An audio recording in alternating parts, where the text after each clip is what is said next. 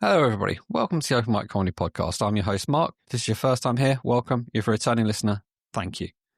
If you're thinking I fancy giving stand-up a go, then this podcast will guide you on what to expect on this crazy circuit from those right in the middle of it, from comedians, promoters, MCs and tutors. Today's guest is someone who sees Jesus more of as a cuck. Hopefully, there is comedy in this chat. If not, it could be a serious, thoughtful discussion. And it's lucky for him these episodes are marked explicit by default. So brace yourself, everybody. Here's Jonny. Hello. Thank you very much for that wonderful introduction. How are you doing? I'm really good, thanks, mate. Yeah, how are you? Yeah, I'm good. It's good to get back into recording some of these again and hearing some more funny stories. So, yeah, entertain us. Who is Jonny? That's a big question. It all started in 1997 when my parents in deepest, darkest Wales. Yes. No, I'm me. I've been doing stand-up now about a year and a half, which has been really exciting. Doing musical comedy, which is everyone's favorite kind of comedy. Religiously on the, I think I went up to the Edinburgh Fringe this year, and there was one promoter, lovely guy. I did his gig, and I walked in, and he was like, heads up, I hate musical comedy. And I was like, that's so interesting that I'm here. Thank you for the spot. Yeah. But he does puns, and he was like, yeah, I hate that you can do a song and get a round of applause. If I do a pun, I don't get a round of applause. And I was like, I'll applaud every pun if I have to. But he was very good at puns. They were very good puns. But yeah. Okay. So how did you actually get into it then? What made you? I'm assuming you are musically minded from the start, rather than comedically minded and picked up a guitar. Yeah, a little bit musically minded. I'd had like guitar lessons at school and stuff. But I was in so I'm an actor by trade as well. So I was in a sketch show called News Review, which is I think it's got a Guinness World Record for something. I think it's like one of the longest running live comedy shows in the world, I believe. Wow. Yeah, it's been running like 46 years as of this year. Every Thursday to Saturday, it's on in West London. And at the start of 2024, I got an acting job in it. I was in it. And the cast write the scripts. Or sort of every 6 weeks, it gets a new 4 cast members, director and musical director. And essentially, they have sort of a week and a half to write an hour's worth of sketch comedy. And then every week, because it's satirical, it's based on what's in the news, you rewrite about a third of the show to try and make it current. And I was in that and had a great time doing it. And I think it was sort of in about week 3 or 4, that I was like, I'm going to miss when this is over, not being able to constantly write material and do it to an audience and have fun making people laugh. And I'd written a play before that had did quite well at a Fringe Festival, and then did a week at the King's Head Theatre, and like being a jobbing actor and like auditioning and trying to get in rooms for things, that I sort of finished News Review, and I was like, well, I could wait for the next acting role to come, but that could be anywhere between 3 weeks and 3 years. And like, trying to make theatre happen, but not having massive amounts of money behind me. It's a very expensive art form to do, especially if you want to not bankrupt your friends by being like, hey, do you want to come do this play? I cannot pay you. Yes, you may have to miss work. So sort of stand up initially started as a place like, I just want to write material, put it in front of an audience, have some fun, sort of practice that performance. And then sort of quite quickly became, oh, you know what, I really like doing this. This feels more fun. This feels better. And then and here we are. I'm still going. Okay. So I guess the acting background kind of didn't really give you any kind of fears on just getting up on stage and just doing stuff. Yeah, I think that's something that was very helpful, that being on stage was something I was quite comfortable Yeah. with doing. I think when I did my first gig, I got chatting to some of the comics afterwards, and they were sort of like, "Oh, how long have you been going?" And I was like, "Oh, that was my first ever gig." And they were quite shocked. And I was like, I have been an actor for like 3 years. And they were like, "Oh, Yeah. well, you should be better, actually." Yeah, so it felt I'm quite comfortable being on stage. I felt quite natural being on stage. I think weirdly, I always get more, as someone who's like written theatre and plays and sketches before. I always get more nervous as a writer than as a performer. Okay. Um, I think possibly just like a control thing of like when you're an actor, if something goes wrong, you can pull it back, you can improv, you can Yeah. get back to the script somehow. Whereas as a writer, it always feels like you're just kind of sat in the audience being like, this was funny in my bedroom 4 months Yeah. ago. But I really hope they like it. The play, I wrote a play called That's Ace. It's like a one-person show that I wrote and directed that was on at Vault Festival in 2023. And I remember I'm normally like have my shit together, but I remember before the first performance, I was probably pestering the producer who was also doing the lights and the sound, or just Yeah. the sound, I think. Where as the audience were coming in, I suddenly sort of sidled up next to him and was like, I've only ever written things at university that my university friends and drama society have seen. Yeah. What if everyone hates it? I can't blame anyone else. Yeah. Um, so I think stand up sort of had a mixture of like, I feel quite confident as a performer, but obviously you've written the material as well.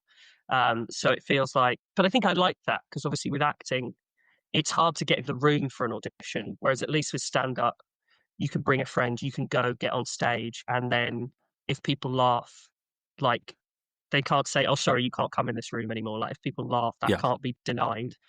With the flip side being, if people don't laugh, that also can't be denied. So, what made you go down the route of musical comedian when you was picking your niche for stand up? Then, Yeah. Um, just always really loved musical comedy. I think like I grew up watching, like I was probably one of the only 12-year-olds who'd sort of regularly tune into How I Got News for You instead of other things that were on telly. And things like Mock the Week. But I know there was a guy called Gareth Richards who performed on Russell Howard's Good News, and did a song called Just Like a Fridge, I think, which was okay, all the ways his mate Dave was just like a fridge. yeah, Um, it's really good. Look it up. Um, and that weirdly he had stuck with me for years. And obviously like loving Tim Minchin, loving Bo Burnham. And then also the fact that News Review is a sketch comedy show that is musical. It does like every other sketch is sort of a song parody. oh, okay, So it sort of felt like a natural stepping stone. yeah, And I'd sort of started writing News Review being like, God, I'd love to write a song, but I don't really know how. And then I wrote one in like week one that I was like, right, I've got one out. And then I just kind of got addicted to writing lyrics and songs. yeah, Um, and my first ever song, if people had seen me a while ago, was about an American politician called Ryan Binkley, who probably not, unless people have heard me do the song before, haven't really heard of him. yeah, But because News Review's a satirical sketch comedy show, at the time we were doing it, it was like the primaries for the American election. So like Trump was standing in the primaries to try and get the hmm nomination for Republican candidate. We were writing this song that was a parody of an Eminem rap that I can't remember the name of. This looks like a job for me, so everybody just follow me. That yeah, one. yeah, My knowledge of rap music is not great. um, but we had this song that was Trump doing the main bit, and then it was three other candidates who were standing for election singing the other verses. And I think it started off as Vivek Ramaswamy, and then he dropped out of the race. Like, we wrote it one week, and then on the Tuesday he dropped out. So I rewrote it as Yeah. someone else, and then they dropped out Tuesday night. And then it became Ryan Binkley because he was the only other person in the election. And I became so obsessed with him because everyone else was dropping out of the race. It was just Trump and Nikki Haley left. And then Ryan Binkley, who was being, he was technically the third candidate left, and he was coming 8th in every poll because the others had dropped out too late to be taken off the ballot. Right. And he kept tweeting things like, his hashtag was like #who is Ryan Binkley. He gave an interview where he was like, as long as I'm in the race, I've still got a shot. And I was like, it sounds like something Piglet would say in like a Winnie the Pooh movie. Like, I may be little, but every little helps. And I just became so obsessed with him that it was sort of in about week 5 or 6 of News Review, I started writing a song about Ryan Binkley. Yeah. And that then became the first song that I did at my first stand-up gig, and did for sort of my first 30 gigs was basically that song of my sort of weird love affair and fixation with this sort of footnote in American politics. I think I tried to work out that I've probably performed that song in basements around London to just about the same number of people who voted for him across the entirety of America. Deserves a follow-up somewhere then. That's got to be. Honestly, if he comes back for the 2028 election, I'm quitting, mate. I'm ready. Yeah. Oh, dear. So how many gigs are you in now? I did gig 119 last night. Okay. I'm one of those. I've got a list on my phone and a spreadsheet on my laptop, as I'm sure many other autistic comedians also have. Yeah. Yeah, I've got a notebook, and I just started writing, like, gig number 1 was here, gig number 2, and then there's like G&B at so and so, and then Too Far Comedy at so and so, and it's just this list that goes on. You kind of, and then you start planning ahead. Where's going to be my next milestone one going to be? Yeah, I want my 100th to be there, and you go, okay, that's penciled in. And then 99 drops out, and you're like, oh, fuck. That means my 100th is going to be in a shit place I really didn't want to do. That was preparation for the 110. You're like, fuck. So that's happened to me. Yeah, I was quite lucky that I'd sort of planned it to do my 100th at the Fringe. Okay. Which felt cool. But I had exactly that thing happen. I was like, cool, I planned it so that this is going to be my 100th gig. Yeah. And then like a gig got dropped because I think there hadn't been any ticket sales, which is quite common at the Fringe. And I was like, maybe I can pick out a dropout spot to keep on schedule. Yeah. And did a nice, I think the gig I did my 100th gig at was in a room underneath a pub that was sort of, half of it was made out to look like a plane. Like they were like aeroplane seats. And the wall had been decorated in a way that it looks like aeroplane windows with like that you could look through onto wallpaper of like sky. Okay. It was it was great. I had a great time at that gig.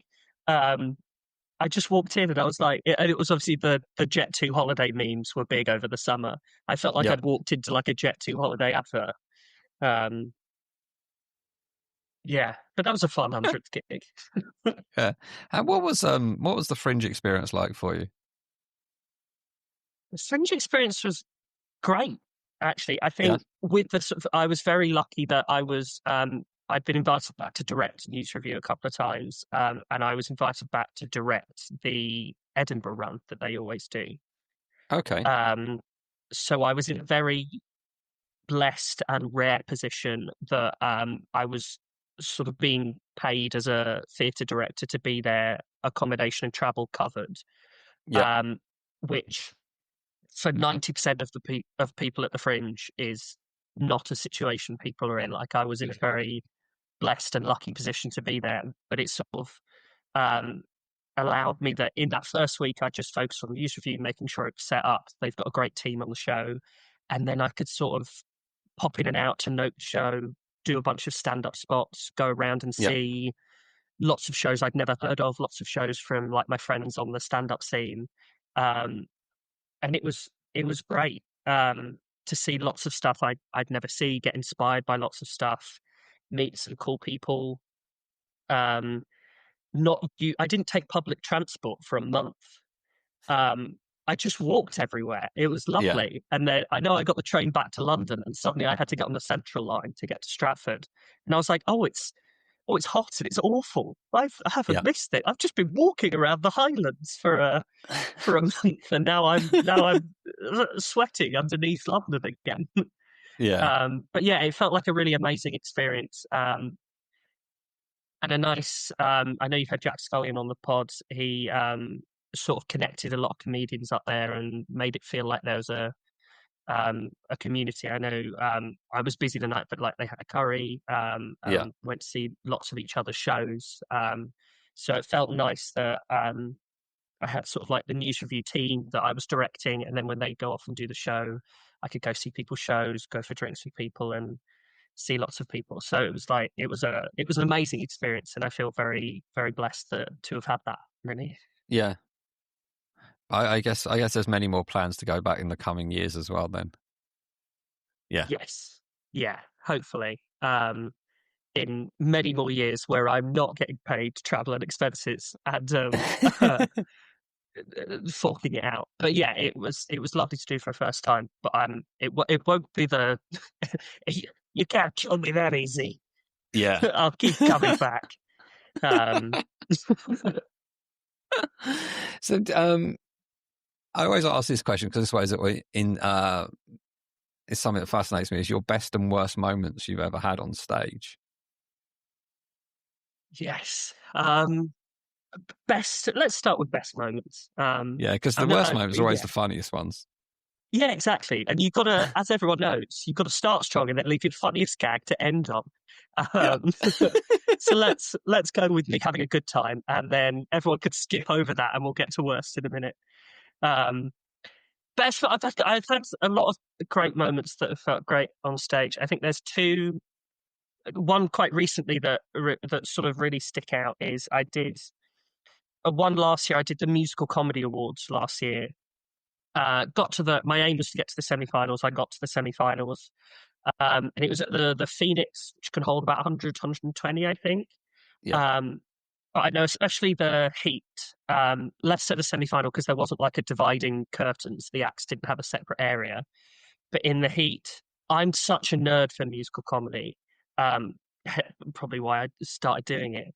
That some of the acts were nervous, some of them weren't, and I Yeah. was nervous. And then I got there, and I was like, "How often do you get to see lots of other musical comedy? How often Yeah. do you get to perform to a room that's packed?" And I kind of lost the nerves and was like, "I'm just going to try and have a good time." So it meant that for every single other act, I was like peeking at through the curtain.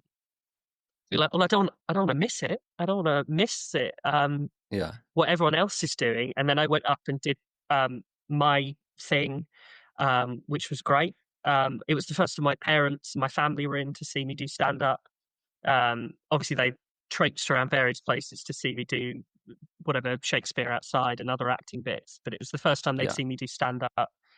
And I think it felt really nice because it sort of felt like a little community. Like every time someone went on stage and then come back through the curtain, they'd get a little clap and some high fives from the acts. And Mm-hmm. it felt like everyone had each other's backs. Yeah. Which I think I found quite a lot at open mic. It's a very friendly community. I know there's probably some competitions where it's like you walk back through the curtain and there's a smile, and then you turn around and they're like trying to, I don't know, stick a sword in your back. Of like, damn it, you stopped my joke, or you did well with that audience, you fucker. Yeah. But it felt like everyone was supporting everyone. I was just loving watching so much musical comedy. Which is great. And then similarly, recently I did Untitled Comedy's first year birthday showcase, which Mm-hmm. was in Chiswick. I think it was in Chiswick. And again, there was 12 comedians on the bill. Sarah Pascoe did a headline set at the end of the night. Nice. And the other 11 comedians, like I knew most of them. I think over half of them I knew. And it was so nice to do A, a wonderful room, B, for a wonderful night of comedy, and C, Yeah. to see everyone who was my friend smash it. Um, Yeah. and also, I felt like I smashed it as well. Like I came off stage and you were sort of like, that's the gig that will sustain you through the next 10 awful gigs whenever they Yeah. come. And like, you know, I can turn up tomorrow and I can die on my ass to 3 people while being dripped on from like a moldy ceiling. Because I've just done a gig to over 100 people and smashed it. Yeah. But again, the acts were like sat at the back of the room and it felt like you were walking back to a supportive environment at the end of the gig where everyone wanted everyone else to smash it and everyone did smash it. It just felt like a really friendly, supportive environment to do comedy. So I think those would be 2 of my best. Worst, what would be some of my worst? There was one, I think it was my 8th or 9th ever gig. Yeah. And it was the first non-bringer that I did where sort of everything that could have gone wrong went wrong. Yeah. I think I can't remember where it was now. It was somewhere, but there was 4 audience members, I think, and then the comedians sat at the back. And it was sort of like a sort of ex-royal pub or something, like a working man's kind of pub. I know it had Yeah. a massive framed picture of Queen Elizabeth in the corner, Oh God. which sort of felt like she was literally a ghost at the feast, kind of judging us Yeah. all from the side. But I got up and I was like, no one else, like I'm the musical comedians lineup. This might not go my way. Yeah. And I walked up and did my opening bit, which was I think me saying, it's time for a white guy with a guitar. The promoter said there weren't many people here because it's just before payday. It's actually because everyone else heard there was a white guy with a guitar and decided not to come. And at that moment, the strap on my guitar, which I had on my back and was holding the mic, snapped, and my guitar just like twatted itself to the ground. There's a picture from that night where it just looks like my guitar is like face down on the floor. And obviously I heard it smash to the ground. And I sort of went, that's half my set. 119. So I sort of soldiered on with this 2.5 minutes of like spoken material, being like, everyone could see that my guitar's on the floor. And then I put the microphone back into the mic stand. And then the cord bit that connected the mic to the speaker fell out and fell like under the stage, so I couldn't get it back. So I was like, well, fuck that, and just like shoved the microphone away from my face and it fell to the floor. I then picked up the guitar and went, well, my strap's broken, so I'm just going to have to, walked into the audience, grabbed a chair and was like, this is mine now. Sorry, everyone. Pulled that up to the stage, sat on the stage, and then was like, cool, I'm now going to shout a song at you because the microphone's died. Yeah. And it was the Ryan Binkley song, which gets quite high at the end. And I was like, I normally sort of sing this quite loudly into an amplified microphone. I'm now going to have to shout at this quite large room of 4 people who are sat on the table the furthest away from the stage. Yeah. And it just felt like a cascading scale of everything that could have gone wrong. I think more out of pity than anything else, the comedians at the back like started getting their phones out and waving it along to the song and like waving their arms around. I think at one point they started clapping along, and in my head I was like, this is great, thank you for the support, but the louder you clap, the louder I have to shout without a microphone. Oh God, yes. So I sort of just went up for 5 minutes, destroyed their stage, my own guitar, and screamed at them for a bit about a politician none of them had heard of. And it was like, cheers, everyone.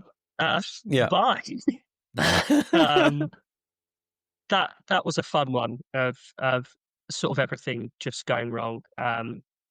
But I'm sure, I mean, I know there's definitely been other gigs where, you know, you don't have the best night or you don't get like a big reaction or whatever. that felt like a fun one. There was one night I did. I won't name it because I've heard they do lots of other nights. I'm sure there was just things that went wrong with this one, where I think they just sold more tickets than they were expecting. Okay. So there was not enough chairs for the amount of people there, and the room was quite small. Hmm. Um, and the acts were sort of like, "Oh, should we stand at the back behind the bar?" And they were like, "No, you can't go there for probably pub related reasons. Yeah. Sit down in the stalls." And I was up first, so I was at the back, and I did my 5, and I was like, "Well, that bombed. That got Yeah. nothing." And at least the 3 minutes of the song, I was like, "Well, I can't hear the nothing because I play guitar over the nothing." And Yeah. then I came back, put my guitar away, sat down, and I was like, "Oh God, I've got no room. Like my legs don't fit. I can't really see the stage because of the person in front of me." And the whole first half of the gig, everyone played. I think maybe there was like 3 laughs across the entire first hour, Wow.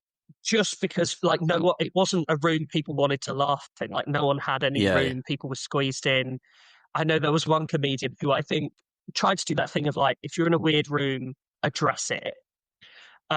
Who went up on stage and said something along the lines of like, "You guys in the front row have got it lucky because everyone behind you, it's like the Hillsborough disaster." Um, which, didn't was a bold opening line. Yeah. And my partner was sat next to me, and she's from up north, like her dad's from Liverpool. And was sort of like, "Oh, it's an old joke for a southerner to make, the Hillsborough disaster." Fuck. Um, but weirdly, the second half of the audience left, Right. and sort of people suddenly had a bit more room, and there was a few more laughs. Yeah. Um, but I think that was sort of I'd come off from doing my 5 being like, "Well, shit." I completely bombed that. And then sitting in the audience, you were kind of like, "Oh, the room wasn't really set up in a way that was conducive Yeah. for comedy." And not in the way of like, would be like blaming the audience, but just um, sometimes the room isn't quite set up for you to succeed in a way. And Yeah. that's Yeah. for lots of different reasons. Um, but that was an interesting night. I Yeah. I was bet. quite entertained by that night. What Yeah. about you? What's some of your weird moments? My my worst one was my second ever gig. I've counted it on here a couple of times in the past now, where I there was a young man in the front row who I think I can't remember what condition he had, but it was clear that his mental age wasn't up to adult age. So he would, whenever he basically, whenever he heard a swear word, he would cringe, but it wouldn't be like a cringe of like you know, I don't know, just what he would do was put his hands over his ears and go, no, every Right. time I swore. And because that was going on in the room and I was getting nothing, my default reaction is to swear more, to get Yes. more emphasis. And none of this had twigged. This was the second time on stage and none Yeah. of it had twigged. And I'm just like, I'm effing and jeffing all over the place. And yeah, it wasn't until the very end I twigged what was going on. And it was just like, get me off this stage as quickly as possible. And I honestly, I walked away from that one going, I'm not sure this is for me. I seriously thought at that point was that, the first gig might have been a bit of an outlier for this. And yeah, I say to this day, I have that recorded, but I've never shown anyone. I've never watched it back. I can't bring myself to watch it back. But it was one of those moments where you just kind of think, this is this isn't going well. And I mean, I had one as well. This was the last, I want to say, is a bad gig, but it wasn't. It was a bad gig. I turned up, and the 2 guys that were running the gig, I'm kind of giving away who ran it, were very apologetic because they hadn't got much of an audience. And I was thinking, okay, it's fine. It's all right. So literally the audience was my bringer and 4 posh boys that had walked in. And these posh boys had been to a wedding or something. And I promise this is not a lie. If you'd looked at them dead in the eyes, one was a spitting image of Boris Johnson. One was a spitting image of Rishi Sunak.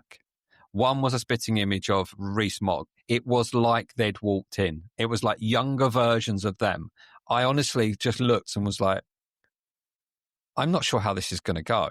And everybody in the first half was playing off of these guys, and they were a bit drunk, but they were friendly with it, and they appreciated being part of the show. And it was all going. I thought, I've got this. I've got. I started sitting there going, I'm near the end. I've got things building up in my head. I've got lines that are coming. I'm going to make this really, really good. And what happened at the break was that anybody that's seen me is I used to come on stage wearing a Not David Baddiel t-shirt because I bear quite a resemblance to him, and that always gets a really, really good reaction if you obviously know who he is. And everybody in the modern climate does know who he is. But at half time, I think it was Boris Johnson, turned round, looked at me and looked at me dead in the eyes and kind of went, "Are you David Baddiel?" And I just thought, perfect. It was just set up, because I was at that point I was thinking, do I want to wear this t-shirt or not tonight, or do I just want to just mess about? And I thought, well, I've got to wear it now. It's kind of set up for me, because he started going, is that talking to his mate? Is that who I think? And I didn't say no, and I didn't say yes. And as I was about to get on stage, I got up and I changed my top to the t-shirt, was ready to go, and all 4 walked out. No. Yeah. Oh, God. They all walked out before they saw any of it. So I grabbed a stool, sat down, and basically had a chat with the rest of the comedians that were in there, and the bringer that I brought with me. And it was just like, that was weird. And I ended up having a semi, not an argument, a discussion with one of the hosts, who I made a joke about. I had a blood clot when I was like 30 years old. But I used its official term of a pulmonary embolism. And I said, does anybody know what that is? It's just part of my usual set. And he went, it's a heart attack. I went, no, it's not. He went, yes, it is. I went, no, it's not. And we had this back and forth. And the other host has gone, look, I think he knows what he's talking about. Shut up and let him finish talking. And that was fun. But it was just like, when you turn up to a gig and you walk away and go, what did I get out of that? Yeah. Not a lot. I got another notch on the number of gigs thing, but I probably shouldn't have taken it as that. But yeah, those were two standout ones for me. I thought I was set up for a great night, and then they literally, all 4 of them just got up and walked out. Ironically, when I walked out of the room at the end of the gig, they were just upstairs in the bar, so they hadn't even gone home. They just like, we're going to go get pissed somewhere else. Yeah, basically, yeah. And I was just like, oh, fuck. You just missed everything was set up. It was going to be 5-7 minutes of you guys, but no, you fucked off. No, you fucked it. Weirdly, I had I know people talk a lot about gong shows on here. Like, I've only ever done one. I did Beat the Blackout once. Yeah. And I'd sort of built it up in my head as like, right, I'm going to try and, I'm a musical comic. Not everyone likes musical comedy. I'm going to try and do a gong show and see how it goes. And I was like, whatever happens, I'll like really take something away from it. And I know I got there really early and just kind of went for a walk, and I think sort of like stood on like the rocky beach by the side of the Thames, just sort of like skimming stones for 20 minutes, as if I was in like some kind of indie film, waiting for the cinematographer to get that moody shot before I go and die on my arse on stage. But I was sort of about halfway through in the first half, and I'd sort of planned it, which now looking back was probably the wrong way to do it, like, because you get the 2-minute grace periods where they can't kick you off. And I was like, I'll do my normal 5, but I'll condense it a bit so that I've got about 1.5 minutes, 2 minutes of talking material to get them on my side, and then I'll launch into a song. And I did, in that first 2 minutes, I I'd been expecting it to go terribly. I got like 2 applause breaks, Okay. and people were laughing, and I was like, "Oh shit, they're really on my side." And then the Yeah. lights went up and down, and I finished my last joke before the song, and it got a big laugh. And I started playing the song, and I literally did like dum dum da da da da da da, gonged off. Oh gosh. Literally, I got 2 applause breaks. They laughed so much. I started playing the guitar. I played the first chord, and the booze started. And I think I was the only person to get gonged off that night. And I was just pissing myself with laughter as I walked off the stage. Because I Yeah. was like, well, for 2 minutes I smashed it. And then I started playing the guitar, and 10 seconds later I was gone. And I just thought that was, I think I'd gone in there being like, I'm going to get gonged off, but let's learn something from it. And I was like, I Yeah. feel like all I learned is they didn't want to hear musical comedy. Um, and, you know, fair enough. Like I think the MC went up afterwards, and they were like, "Oh, he had jokes. To be fair, just why try and be Ed Sheeran? Just ditch the guitar, do some jokes." And I was like, "Yeah, fair enough." But yeah, it was a. I've got a video of it somewhere, and Yeah. I'm pretty sure I'm the only person who got gonged off and found it funnier that I'd been gonged off than if I'd stayed. Yeah. I don't know what it is. That there seems to be this thing about the comedy circuit, isn't there? It's like you get traditional stand-ups who don't like improv, and you get traditional stand-ups who don't like musical comedy, and it's just like, but I don't understand, because most stand-ups want to be in the moment and use crowd work and stuff like that. They all see it, and that's a lot of people aspire to being able to do it seamlessly, and that's what improv gives you. Yeah. You know, that's what that's all about. So use that skill. And musical comedy, I mean, I'm a big fan of it. I'd like Joe DaCosta on here and all of that, and I love what he does. You know, he's kind of, he wins. He must be the bane of every musical comedian's life, because he wins every musical comedy competition going. And you're just like, it's something different, but it's not completely wacky. It's just, I don't know. I mean, some of my favorite comedians are like musical comedians, such as like Phil Nichol. And if anybody's seen Phil Nichol and doesn't laugh at The Only Gay Eskimo, then you're dead inside. It's one of the greatest musical comedians songs going. I love it. And I just don't understand why there's this whole them and us within this little mini part of the entertainment industry. It seems very strange to me. Yeah, I think it's strange, because it's all comedy. We're all trying to Yeah. just make people forget about the rest of their life and like have a laugh, have a good time. Um, yeah, but I think it's quite funny, and I know uh, often I did a gig the other day where I finished coming off, and the MC went, at every open mic gig, there's always one white guy with a guitar, and if you can't see them, it's you. Yeah. And I found that very funny. But yeah, I think, but it gives you something immediately to play off. Yeah.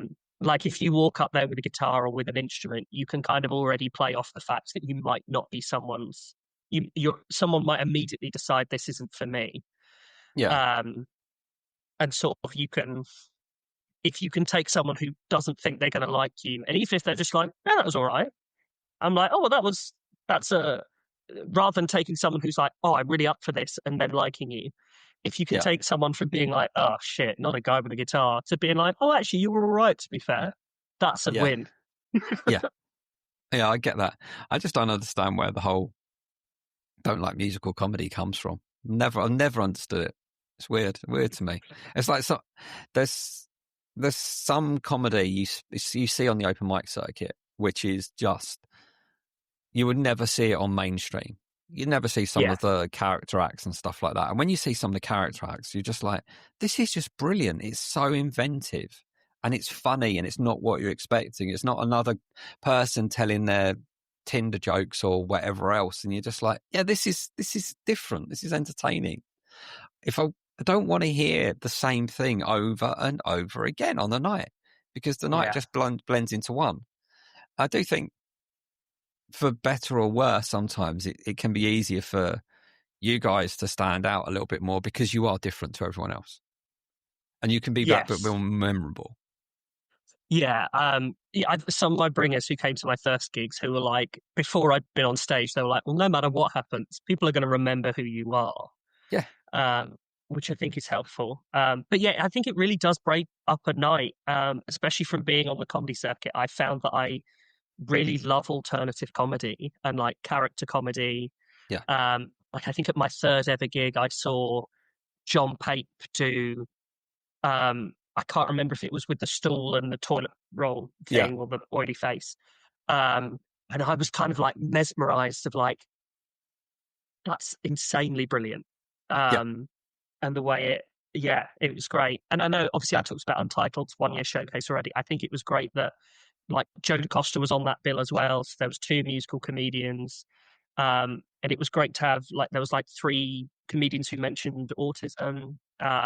Of it sort of wasn't that thing of like you've got the one female act, you've got the one diverse act, maybe one music. It was sort of like lots of different kinds of comedy can coexist and make a diverse lineup that was great because it is. I think it's more fun to throw in alternative acts and different kinds of comedy, so you feel like you've got a more well-rounded journey of a night. I think. Yeah, no, definitely, especially when it's different if you're seeing like 4 acts, but when you're seeing 12, it's you see 4 at the Comedy Store, you get what you expect, but let's be quite frank about it. Some open mic nights, they can be long, they can go on, and you're there for maybe even like 15 plus acts. And I mean, I've got a picture of me on a poster of an open mic night, and I'm one of 22 faces, and I'm just like, that was a long night.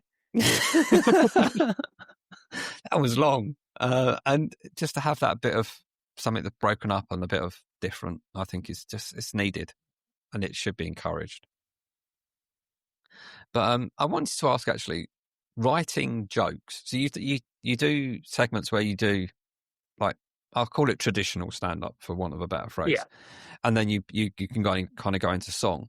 How do you find writing differences between those two things? Because they must be different, or do you not see them that way?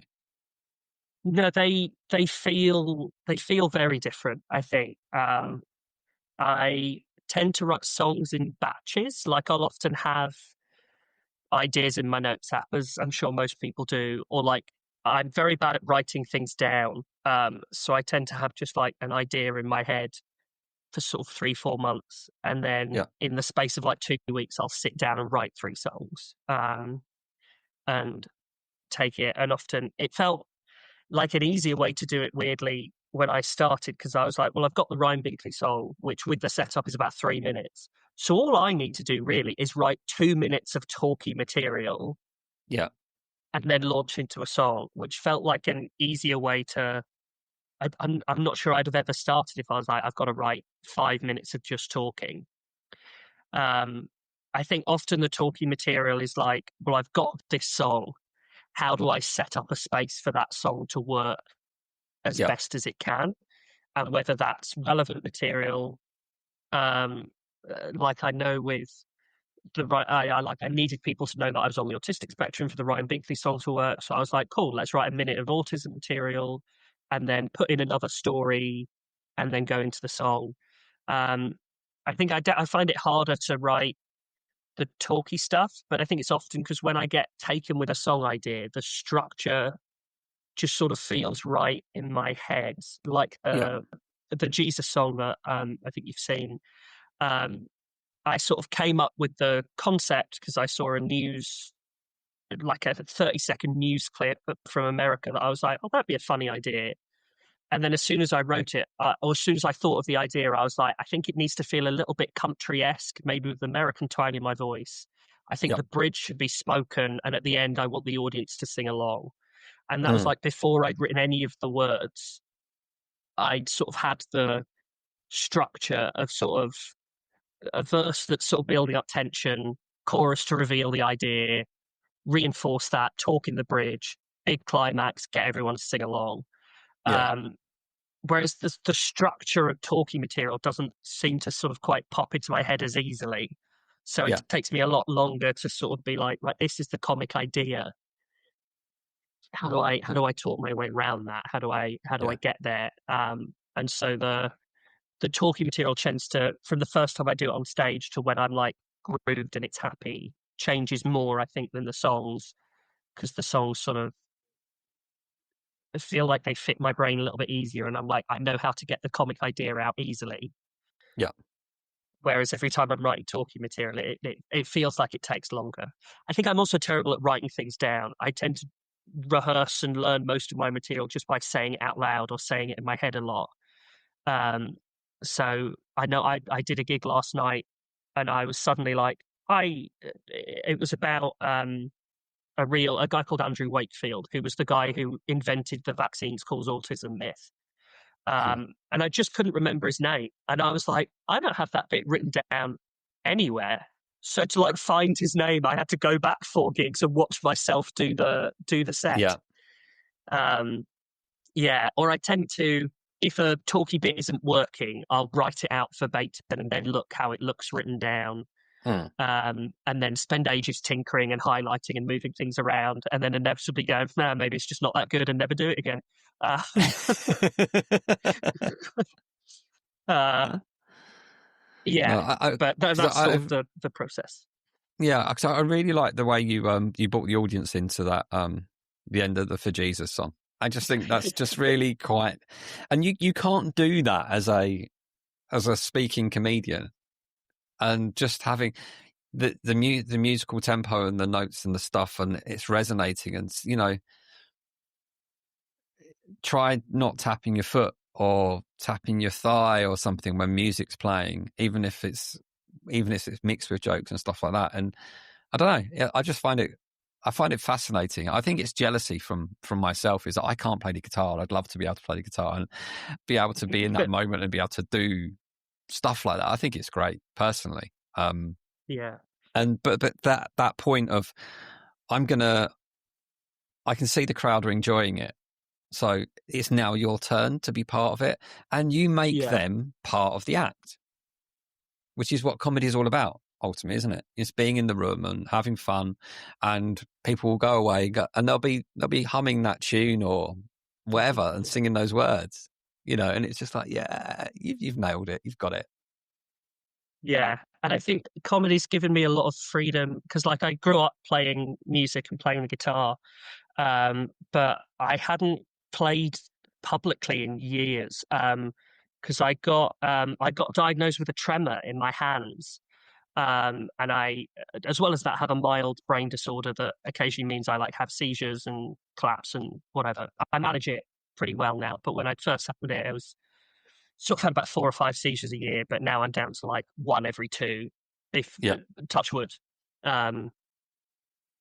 But I'd sort of played regularly growing up, and then got diagnosed with a tremor, but had tried to play the guitar publicly.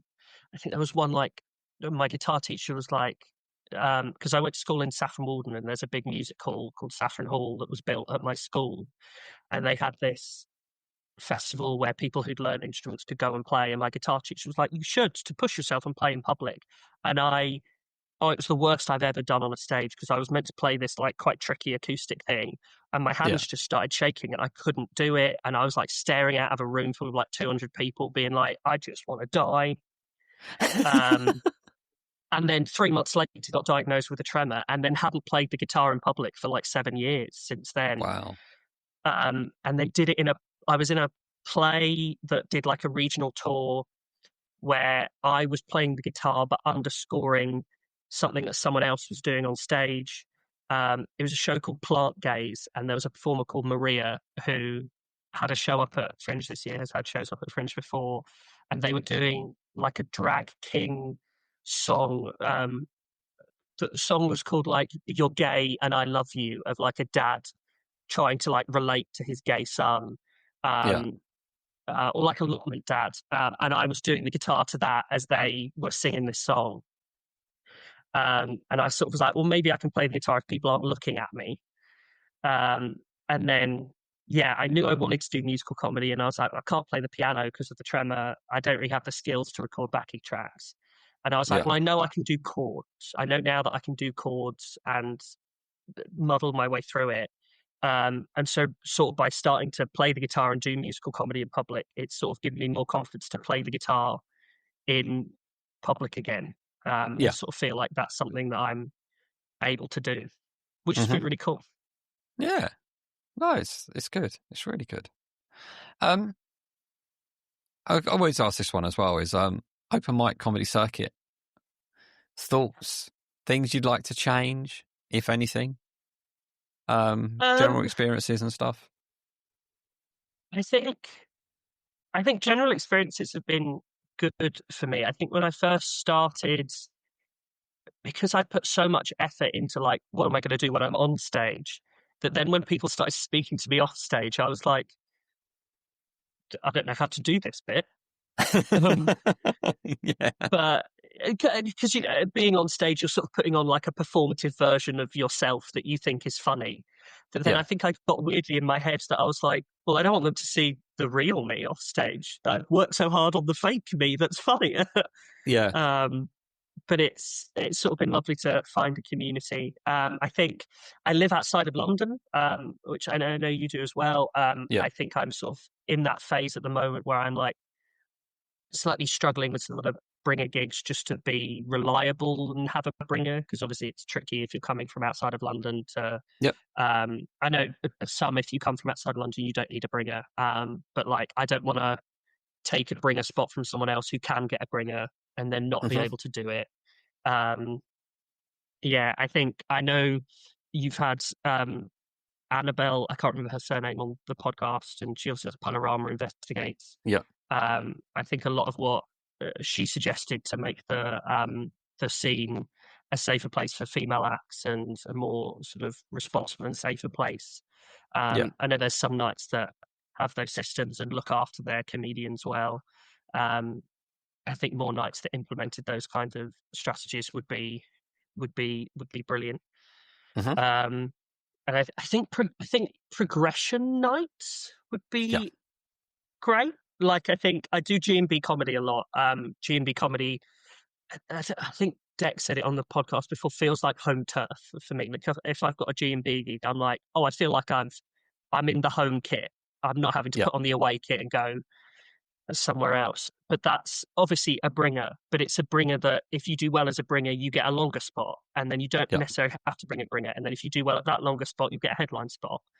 Um, Whereas I think there's a lot of gigs that you could sort of do endless bringer fives for 4 years, and it feels like it's harder to make that next leap and that Yeah. next jump up to like longer spots and more stage time. Um, which I guess makes sense. There's a lot of gigs that are for new acts, which is great. I think the whole potentially in London um, is that slight like progression sector between you're Yeah. doing a new five and you're a semi-pro doing a headline spot. It's like filling that gap. Yeah.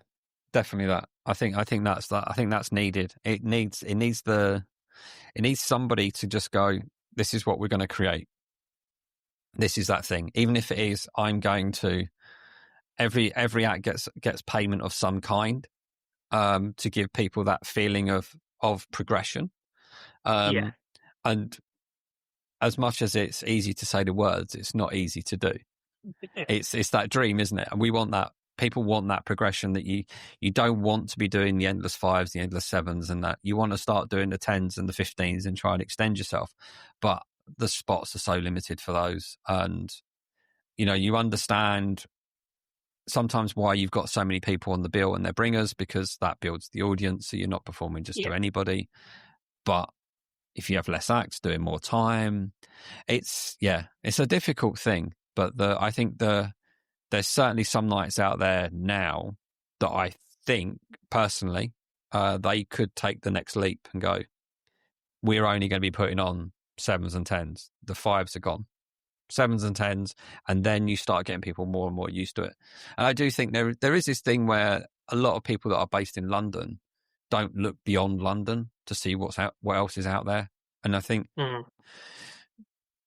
you have, if you have the ability to travel, there is so much more outside of London. You can go and do a longer spot somewhere else, and you'll be doing it in front of probably a paying audience more often than not, rather Yeah. than London where you're just relying on somebody walking down a set of stairs from the pub upstairs, that kind of thing. I think they all have their merits and they all have their places, but yeah, progression spots would be so much better to see, I think. Yeah. And I think, so I know there's like a couple that popping into my head is like obviously Your Friend and Mine, Yeah, which Jack does, and I think Pigeonhole Comedy, which Cheryl runs, have sort of are trying to build themselves around like there's less acts, but it's the acts that we know can do good doing slightly longer spots, and yeah, which are great. And I think since I've lived in Essex, I've done a couple of gigs in Essex outside of London, and I get mixed audiences, whatever, but tend to be slightly longer spots. yeah, I know the first gig I did since, because I used to live in London when I started and then moved outside, was I did a gig in Colchester on an autistic night. It was my first night I'd done outside of London, and it was all 15-minute spots. I got to Colchester early, walked around like the castle gardens, which are beautiful, and it was a lovely sunny day.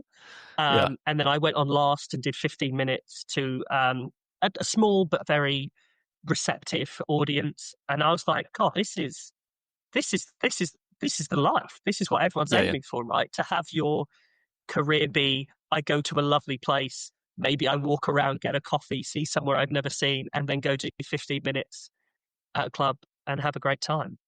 yeah. But yeah, that's the dream, isn't it? That's the dream. So, what are your kind of future ambitions then going forward with comedy? Where do you want to get to? What's the dream? I think, I mean, I'm sure everyone would love to get to a place where you can sort of uh, uh, pay bills and earn Hmm. money through it. I think certainly when I started trying to be a writer, trying to be an actor, I was like, I want to be able to create a career that like I can, you know, have a nice house, have a nice family, make Yeah, a sort of support a life for myself. And I think comedy, certainly in the long term, being part of that and making it my career if possible. I think in the short term, well, sort of medium term, I guess, my next goal is I want to try and write, I want to try and make an hour. I want to try and yeah, have an hour of musical comedy that is um, my own. Certainly from being at Edinburgh, I was like, I feel like this is the next step. And because, like, I've written a one person show, the one that was at Vault before, I sort of have a writer theatre background. I feel like possibly that experience would help me go to do, rather than like a split bill where you're sort of doing 20/20 and then a bit together, of like yeah, crafting a narrative over an hour, of taking the material that I've crafted in fives and in sevens and in tens mm, and take that into full hour of musical comedy funniness, yeah, is sort of, yeah, I think I'm going to say it to force myself to do it, but sort of I think the aim is that next year I sort of start to tease that out and maybe do a couple of whips and yeah, start to make it a thing, with the idea that not next year but the year after would possibly be, let's try and take it to Edinburgh and yeah. make it a thing. Cool. Oh, that's good. So all of that goes well then. What musical walk on? What does a musical comedian walk on stage to? I get excited for this question. Think I feel like it would have to be something I've written. Like I feel like that. Well, I feel like there's two answers. If it's something that I've written, like I'm trying to write a song at the moment that would be the first song of the hour, Yeah, um, which I guess is if I was doing a spot, that would be I'd walk on as that's playing and then go into the song, yeah, um, possibly. Um, but I know if you like it, because I've had walk on music a couple of times, and there's such a different range of like, we don't want it to be like, you can't put many jokes in it because people aren't really listening to it. They're no, clapping and they might hear a vague sense of music in the background. yeah, But I know what I've walked onto so far, or what I put down on forms when they ask for walk on music, is either the Doctor Who theme, but like the 2005 to 2009 iteration from Chris Trucks and David Tennant, because that tends to lead into my first joke quite well. okay, Or in a very niche world, I was at a comedy night, and when I normally have a longer beard and long hair, I had to shave it because I'm doing panto this year in Milton Keynes, so I had to shave off, and it's slowly coming back. Um, but when I had the long hair and the beard, someone at a comedy night just randomly went, "You look like Sami Zayn," who's a WWE wrestler. And Yeah. I was like, "God, I do look a bit like Sami Zayn." And I love Sami Zayn. He's a brilliant wrestler. Um, and his entrance music that I think is like, I think it might not be his one now, but when he first went to WWE, was his entrance music. Right. And it's just a bop. Mm. It's just great. Yeah, but I don't know if you're a wrestling fan at all. Occasional. I'm very much a dip in and Occasional. out but if you named any modern wrestler, I'd be like, nah, name doesn't ring a bell. I'm like, if anyone remembers the days of Hulk Hogan, the Ultimate Warrior, and British Bulldog, that was kind of like the year I actually enjoyed wrestling. And then I went, yeah, after that I was like, yeah, whatever. Fair. I'm going to go on a massive tangent now, but there's a guy who is I think in NXT at the moment, called Joe Hendry, who basically part of the way he's really got himself over with the fans is he wrote his own entrance music, and he's given lots of interviews where he like studied music, and he was like, right, it needs to be this tempo, there needs to be something the audience can join in with. And that's how he gets himself over. And basically, the start of his music is like, say his name and he appears. I believe in Joe Hendry. Clap, clap. Yeah. And on NXT at the moment, they've started doing this joke where anytime someone says his name, he just appears. But like, as in, there's like a backstage segment, and someone's like, "Who am I going to face? Is it going to be this person? Maybe Joe Hendry?" And suddenly the camera pans, and he like burst out of a fridge. He's like punched through walls. I know there's a second where someone said his name, they panned to the entranceway and he wasn't there. They turned back, and like the Undertaker, he'd appeared behind them about to do the clap with the audience. And I think hopefully I'll write something like that one day, that it's the way you get over with a crowd and introduce yourself is having that entrance thing. There's some great compilation videos of everything. Like, if they don't put him in a cake and he doesn't jump out of a cake, then what's this all been for? It's just, I think at one show, for the entire show, they put in a fake wall in part of the audience, so that for like the hour and a half of the show, there was just a fake wall there. Also, that someone could say his name while in that corner, and then he like burst through the wall. It's great. It's a great time, that way. I love the idea of having something playing that you can then follow up with, follow straight into, or even if there's when you get who's the one at the moment? It's Will King, isn't it? The big American guy that did the Stacey's Mum parody. When you get those songs that are slightly on a parody, and the normal song plays. So everyone's like, oh, yeah. And as he comes on, he carries on, but then it's his own version. And it's almost like seamless. Yeah. I think they're great. But I'm a big advocate of walk-on songs. They need to exist more often. Even if it's not your own walk-on song, it's just background music when you come on stage. I think it's needed. Breaks the silence, and when people stop clapping, and you got a newbie trying to get his microphone out of a stand and making a horrific mess of it. If you had some music in the background, it just wouldn't look so bad. Yeah. But yeah. No, I guess as we're kind of winding down, my favourite part of the show is coming up. As I know you've listened to a few of these, and I'm sure you know what is coming up. It's the thing I like to call the Comedian's Challenge, which is for the comedians to tell a joke from this joke book called The Little Book of Shit Jokes by Sid Finch. The book does exist. It is here. And the idea is that a comedian gets to pick a joke from this book and tell it live on stage as part of their routine, standalone, however they want. But the trick is the comedians don't get to pick the joke by words. They only get to pick it by page number. So whatever they're going to get is an absolute lottery. And I always like to say, remember the title of the book. So you're not going to get a work of art out of this, but you may get something out of it that you can then build upon, which is quite funny how I've seen some people do it. And the other trick is that if you pick a page that's already gone, we have to keep going because no comedian should have the same joke. So if you want to give me a number between 5 and 95, 69's already gone, so is 21. God, what's the longest chain of numbers that have already been taken I could go for? Oh.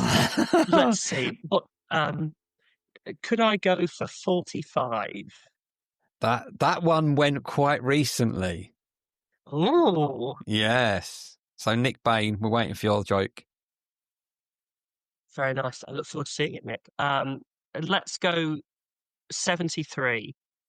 70. Aha. There are 2 jokes on this. One has already gone, so you're left with the other one.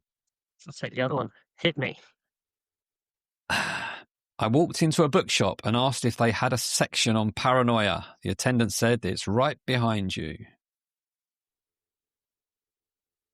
Insert tumbleweed.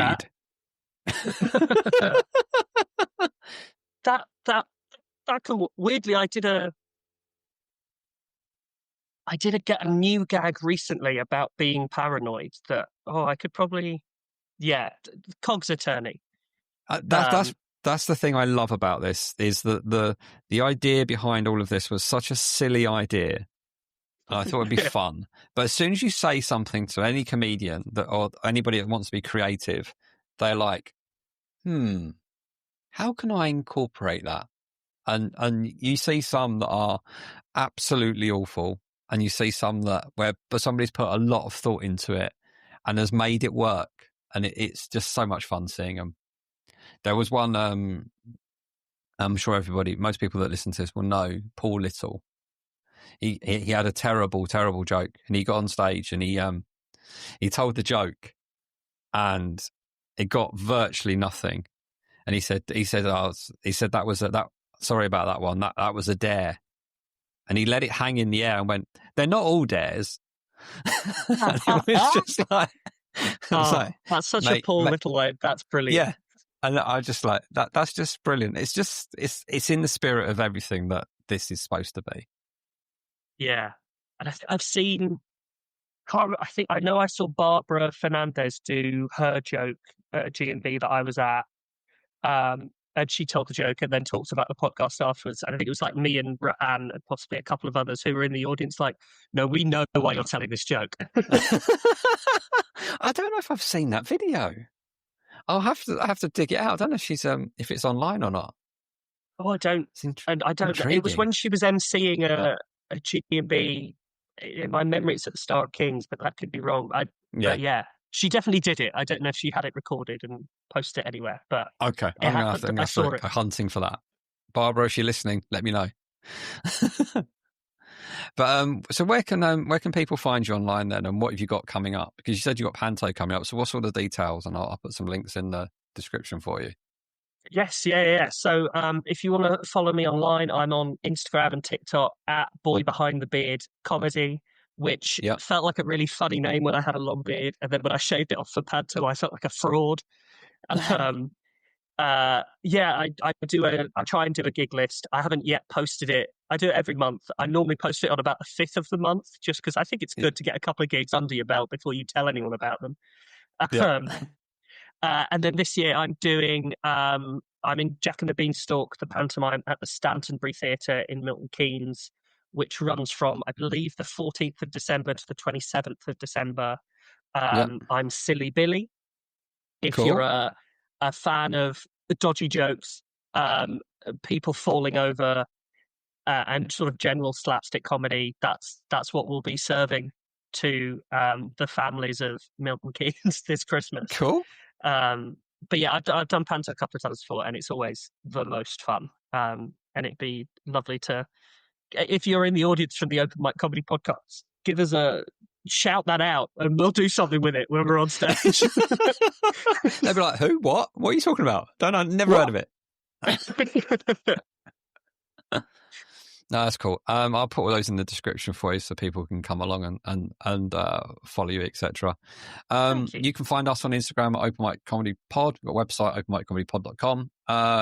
As I always say, whichever platform you're listening to us on, please give it a like, follow, subscribe, share it with friends, etc. Get these people heard. It's so nice to see so many people come on and want to help them progress further into comedy careers and get noticed by more people, because we need to get some of these people out there. They need to get out the open mic circuit and move on. So lastly, I just want to say thank you for your time today, Jonny. It's been a lot of fun. Thank you so much for having me. You know, I'm a regular listener, and I've had a great time. Thank you. And for the rest of you, I will speak to you all very, very soon.